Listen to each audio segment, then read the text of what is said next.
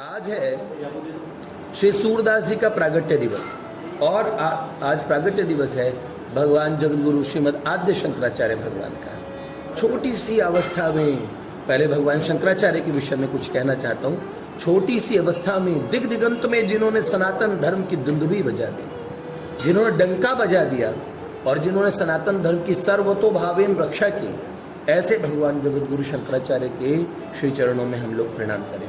एक बात बताएं आपको, देखिए शंकराचार्य जी के 4 धाम आप लोगों ने देखे हैं। ये शंकराचार्य भगवान की 4 पीठ हैं और 4 धामों का पुनरुद्धार शंकराचार्य भगवान ने ही किया।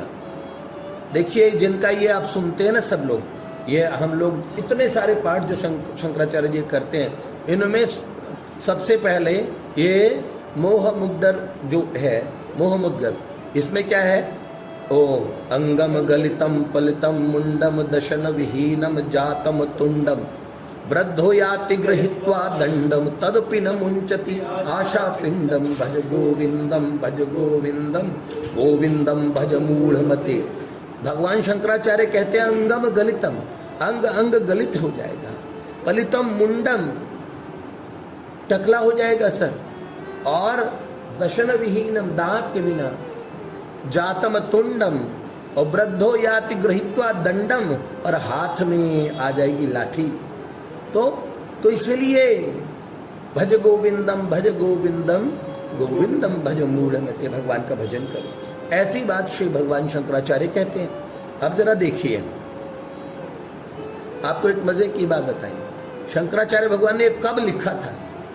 कब लिखा था? असल में बात क्या हुई कि एक बूढ़े सेठ थे, वो बड़े प्रपंच में उनका बड़ा मन लगता था। तो उनके जो बालक थे, वो बालक चाहते थे किसी तरीके से ये लोग भजन करें।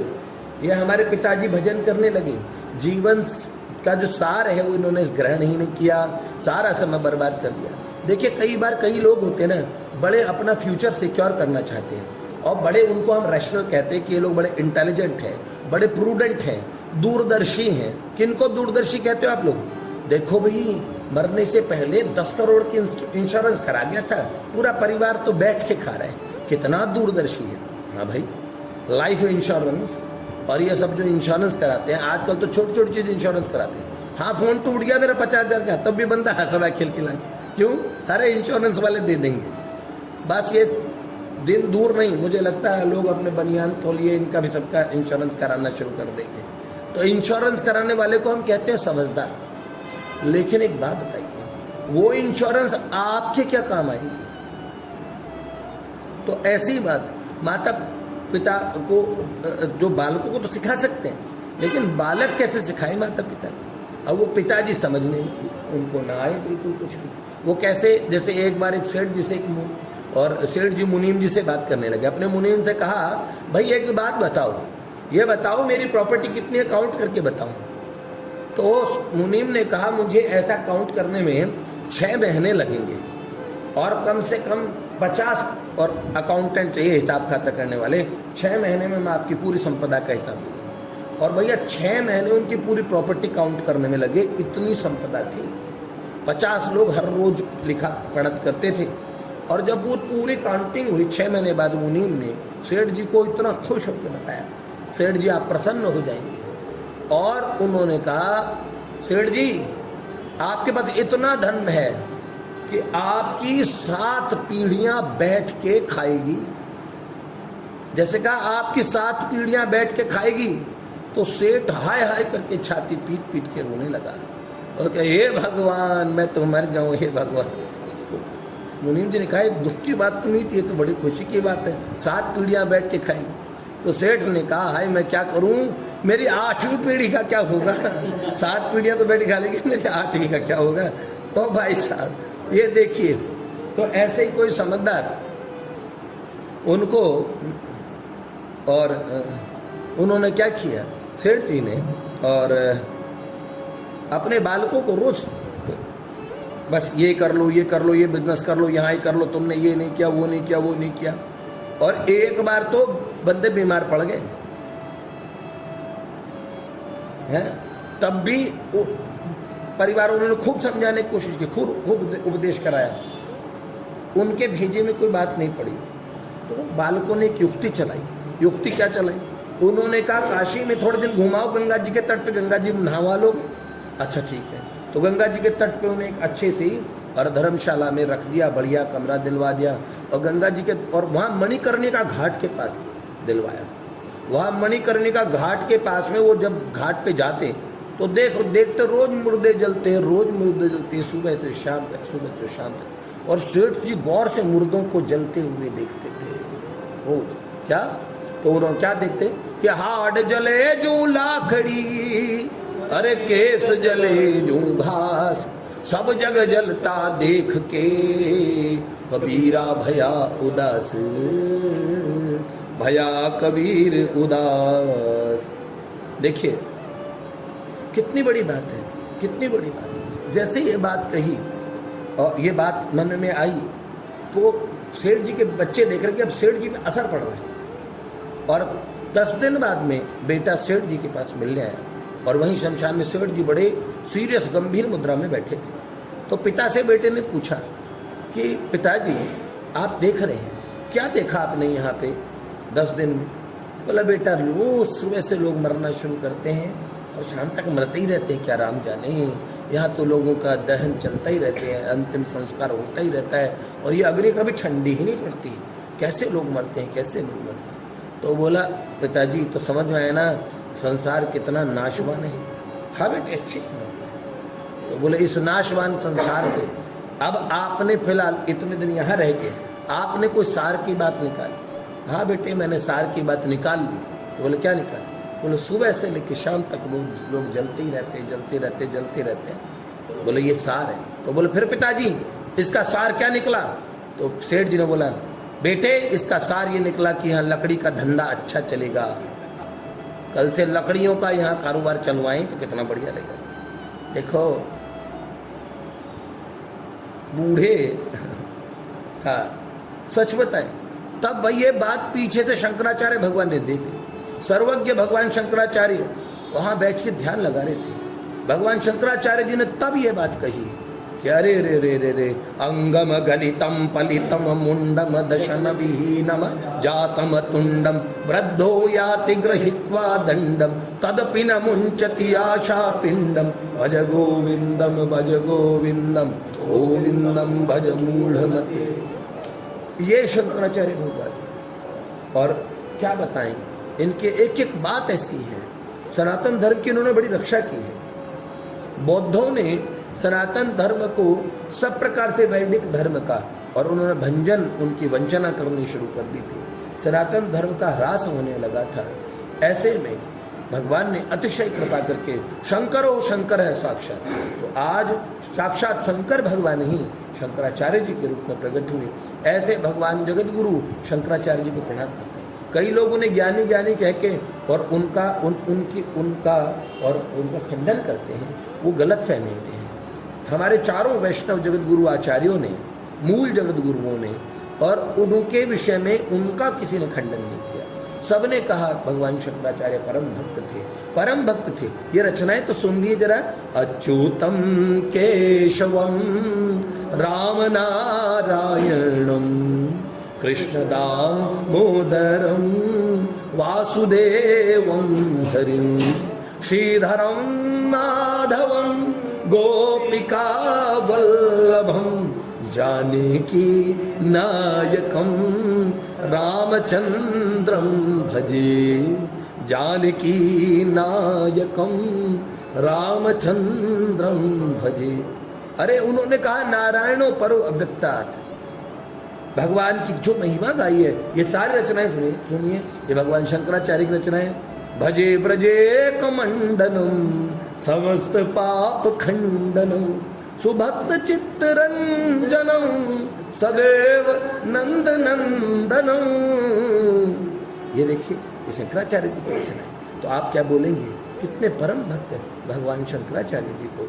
शंकर भगवान के अवतार क्या परम भक्ति से विहीन हो सकते हैं क्या? बहुत सुंदर। ऐसे महापुरुष भगवान शंकराचार्य को आज हम प्रणाम करते हैं। और दूसरा प्रागट्य दिवस किन का है? आज है सूरदास बाबा का। बाबा सूरदास जी का प्रागट्य दिवस है। ओ भैया, सूरदास जी की रचनाएं तो आपने बहुत पहले आप लोगों ने अपने टाइम में सुना होगा ना कि मैया मोहरी मैं नहीं माखन खाए। हम छोटे बच्चे थे, हमारे स्कूल के वो 5th क्लास में ये था हिंदी के में, मैया मोरी मैं नहीं माखन खाई। सूरदास जी का चित्र बना होता था टोपी वोपी पहन के, और सूरदास जी तानपुरा लेके बैठे। क्या बताएं है, ये सूरदास जी का भगवान से कितना प्रेम था। अष्ट सखाओं में से एक है सूरदास जी, अष्ट छाप बोलते हैं इनको। पुष्टि मार्ग में इनकी बड़ी महत्ता है। सूरदास जी की एक बात बताऊं आपको। एक बार क्या हुआ, बाबा सूरदास जी कहीं जा रहे थे। यह भी शकू माँ ने तो नहीं बताया क्या पिताजी ये वाली, कि ठाकुर जी ने उन्हें बचाया, गड्ढे में से निकाला? बताया क्या अभी शकू माँ ने? पिताजी आपका म्यूट है, आवाज नहीं आ रही मुझे, अभी म्यूट है।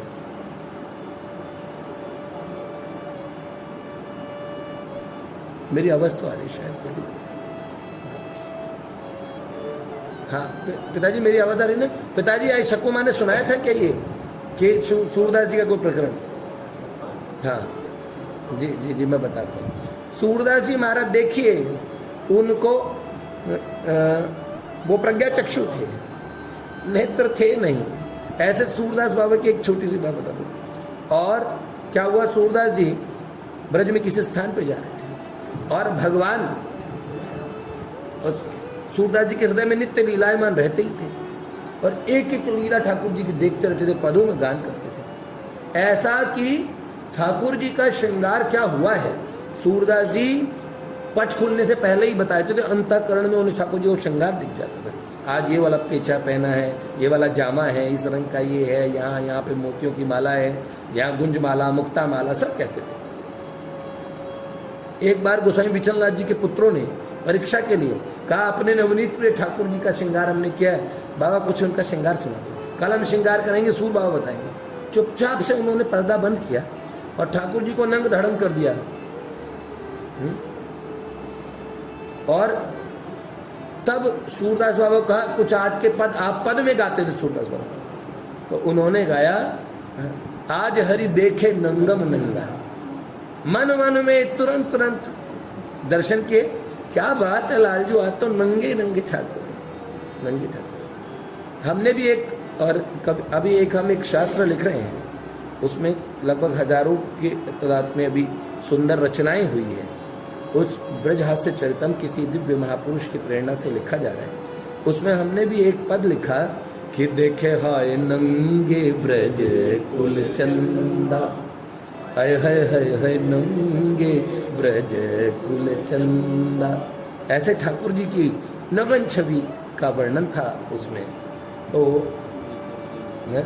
देखे री हरि नंगम नंगा, जल सुत भूषण अंग विराजत वसन हीन छल उठी तरंगा, अंग अंग प्रति अमित माधुरी निरखि लज्जित लज्जित रति कोटि अंगा।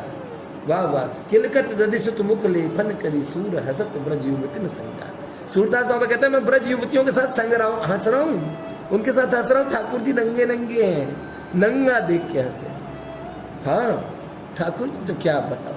तो ऐसे सूरदास बाबा ठाकुर जी की नित्य लीलाएं देखते थे। एक दिन क्या हुआ, वन में कहीं जा रहे थे, ठाकुर जी का सुमिरन करते हुए एक गड्ढे में गिर गए। और उस गड्ढे में गिर गए तो ठाकुर जी को भीतर मन से पुकारा, हे नाथ, ऐसे ही हम संसार कूप में गिरे हुए हैं, आपकी मर्जी है, आप चाहो तो निकाल लो, आपकी मर्जी है, चाहे तो न निकालो। है संसार कूपे पतितो गादे मोहंद पूर्णे विषयाति सक्त करावलंबम मम देहि नाथ गोविंद दामो दर माधवेति। हे नाथ, संसार के कुएं में हम मोहांधपूर्ण कुएं में पड़े हैं, आप चाहो तो हमें बचा लो। मोहांधपूर्णे विषयाति सक्त करावलंबम मम देहि नाथ। हे नाथ, कर का सहारा दो ना नाथ, अपने हाथों का सहारा देके और मुझे बाहर निकालो। जैसे ही ये बात सूरदास बाबा ने सोची, फिर कहा, भैया इतनी सुंदर आवाज, ओ बाबा बाबा इसमें इस गड्ढे में गिर गए क्या, चलो चलो मैं निकालता हूँ आपको बाहर। अपनी लठिया नेक इधर करना। ठाकुर जी ने कहा, इधर से देखो निकलने का रास्ता है इस गड्ढे में, इधर ढलान है, इधर से निकल जाओगे। हाथ पकड़ के ठाकुर जी लठिया के एक साइड पकड़ी और ऐसे ले जाते थे। ठाकुर जी की वाणी से मन में इतना आनंद आया ना, मुर्दे को जियाने वाली वाणी है, सुधा वर्षणी, अमृत वर्षणी वाणी, ऐसी वाणी सुनी नहीं, ऐसे लगा रोम रोम उस वाणी के आनंद में डूबने लगे। एक ठाकुर जी के शरीर से 10 दिशाओं में सुगंध फैल गई। सूर बाबा परिचित थी, ये तो मेरे ठाकुर के अंग की सुगंध है, ये वाणी तो मेरे ठाकुर की लगती है। सूर बाबा ने सोचा, ओहो, अब लकड़ी का एक छोर सूर बाबा ने पकड़ा हुआ, एक छोर ठाकुर जी पकड़ के एक तरफ से सूरदास बाबा को धीरे धीरे आगे ले जा रहे। जैसे सूरदास बाबा निकल गए तो सूर बाबा ने कहा, अरे भैया ठीक से इस वन से बाहर निकलवा दो। तो उसने कहा, बाबा मैं ले चलूंगा, सही जगह पहुंचाई दूंगा। और फिर पता क्या हुआ, सूरदास बाबा समझदारी करते करते धीरे धीरे लकड़ी का छोर पकड़ते पकड़ते दूसरे छोर पे जो छोरा है उसे पकड़ने के लिए कस के एकदम पकड़ा। और ठाकुर जी को, जैसे ठाकुर जी का, अच्छा ठाकुर जी को कह रहे हैं, पकड़ लिया मैंने, पकड़ लिया पकड़ लिया पकड़ लिया। तो इतने में क्या हुआ, इतने में ठाकुर जी अंतर ध्यान हो गए हंसते हुए। तो ठाकुर जी को सूर बाबा ने कहा, जाओ जाओ, ये तुम्हारी पुरानी आदत है। क्या कहा, हाँ ये कहा, कि हाथ छुड़ाए जात हो निबल जान के मोय, मुझे निर्बल जान के मैं अंधा हूं, है द्वार ठाड़ो आंधरो भिखारी, मैं आंधरो भिखारी। सूर कहा, कहे द्विविध आंधर, कितना दैन्य है, मैं तो अंधा हूं दोनों तरीके से, हिय का भी अंधा, आंख का भी अंधा। तो उन्होंने कहा, हाथ छुड़ाए जात हो निबल जान के मोय, जो हृदय से निकल सको तो मर्द बधूंगो तो ये कन्हैया, मर्द बधूंगो तो जो मेरे हृदय से निकल के दिखाओ सरकार, निकल के दिखाओ तो कहूंगा मर्द है, असली मर्द है, असली मर्द। नहीं तो मैं नहीं मानूंगा तुम्हारी मर्दानी, हृदय से निकल के दिखाओ तो जानिए। हम भगवान को कहते हैं, हे नाथ हाँ तो कभी भूल न जाए, है हे मेरे प्यारे नाथ तुम्हें कभी नहीं भूलूं, हे मेरे नाथ तुम्हें कभी नहीं भूलूं। ये हम कहते हैं, ठीक है, लेकिन देखो हमें कैसा होना चाहिए। देखो एक पिक्चर का डायलॉग है, मैं आपको बोल के ही बता देता हूँ। उसमें ये कहा गया है कि मैं तुम्हें भूल जाऊं ये हो नहीं सकता, मैं तुम्हें भूल जाऊं ये हो नहीं सकता, और तुम मुझे भूल जाओ ये मैं होने नहीं दूंगा, तुम मुझे भूल जाओ ये मैं होने नहीं दूंगा। तो आप लोग भी तो इतने समझदार हैं, इतने महापुरुषों की बातें सुन ली, हम भी बहुत चतुर हैं, सब लोग हैं। हमारे तुलसी बाबा चतुर की परिभाषा क्या बताते हैं, जो संसार में बहुत सयाने बन के जीते हैं, आप उन्हें चतुर मानोगे? बिल्कुल चतुर नहीं। चतुराई तो देखो अब कोरोना में सबकी निकल गई ना। जो बड़े डॉक्टर हैं, मेरे चाचा जी एक हॉस्पिटल के सीएम हैं, डॉक्टर पवन खेड़वाल, परसों और कोरोना से चले गए, वेंटिलेटर पे थे 20-25 दिन से। अच्छा जी, तो उनको उनकी पोस्ट, उनको उनके सारे डॉक्टर्स मिलके नहीं बचा पाए।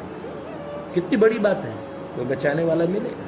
किसी का सयानापन, लोग कहते हैं, अब आजकल मैसेज बड़े आते हैं ना, रे भगवान कहाँ रे तू, कहाँ रे तू, ऐसे। अभी हमारे कृष्णा प्रभु के पास में पढ़ रहा था, ऐसे तो लिखा होता है, रे भगवान कहाँ रे तू।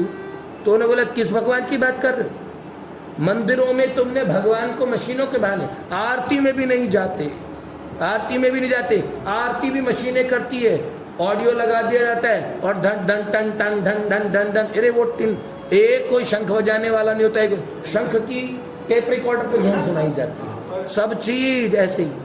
तो उन्होंने लिखा, आपने भगवान को मशीनों के हवाले कर दिया तो भगवान ने भी आपको मशीनों के हवाले कर दिया। चढ़ो बेटे वेंटिलेटर पे, अब मशीनों के हवाले। हमने भगवान को मशीनों पे छोड़ा। भगवान ने भी कहा यंत्र पे रहना चाहते हैं। ये कल युग है, कल युग। कल युग का मतलब जानते हो? कल मतलब होता है कल कारखाने, कल मतलब होता है यंत्र, यंत्रों का युग। जब जिंदगी यंत्रों जैसी बन जाएगी और जब दिल भी आपका यंत्र का ही हो जाएगा तो आप यंत्रवत ही रहेंगे, मनुष्य बन ही नहीं पाएंगे। तो ऐसे में जो लोग ये ताना मार रहे हैं भगवान तो कहाँ है, सही। कई लोग पूछ रहे हैं, अरे मंदिर की क्या जरूरत है, भगवान तो हमारे मन में बैठे, घट घट में क्या भगवान बैठे, भगवान तो हर जगह है, भगवान तो हर जगह है, फिर मंदिर की क्या जरूरत है। अब उसमें उन्होंने सज्जन ने लिख रखा था, तो अरे मूर्खो, ऑक्सीजन तो सब जगह है, फिर सिलेंडर क्यों ढूंढ रहे हो? फिर क्यों कह रहे हो सिलेंडर के लिए इतनी किलकिल कर रहे हैं कि भाई सिलेंडर नहीं मिल रहे, सिलेंडर नहीं मिल रहे। ऑक्सीजन तो सब जगह ले लो, सूंघ लो, ले लो कहीं से भी। जब नहीं भगवान सब जगह है, तब भी भगवान की साधना के लिए मंदिर चाहिए चाहिए चाहिए। ऐसे ही अपने को क्या चाहिए? हाँ, ऐसे ही साधना के लिए मंदिर चाहिए। ऐसे जैसे ऑक्सीजन के लिए सिलेंडर की जरूरत अचानक पड़ जाती है। हाँ, जब तक हम सब जगह ऑक्सीजन लेने काबिल न हो तब सिलेंडर की जरूरत पड़ती है। ऐसे ही जब हम सर्वत्र भगवान को न पहचान पाए तो उसको उनको पहचानने की एक विधा, एक स्थान है, वहाँ जाके बैठिए, चैन से आपको भगवान की अनुभव, भगवान की प्राप्ति होगी। बहुत बढ़िया बात है, बहुत सुंदर बात है। तो कल भी पिताजी और भी ऐसी चर्चा करेंगे और मैं 4-5 मिनट तक मैं कोशिश कर। आज है श्री सूरदास जी का प्रागट्य दिवस।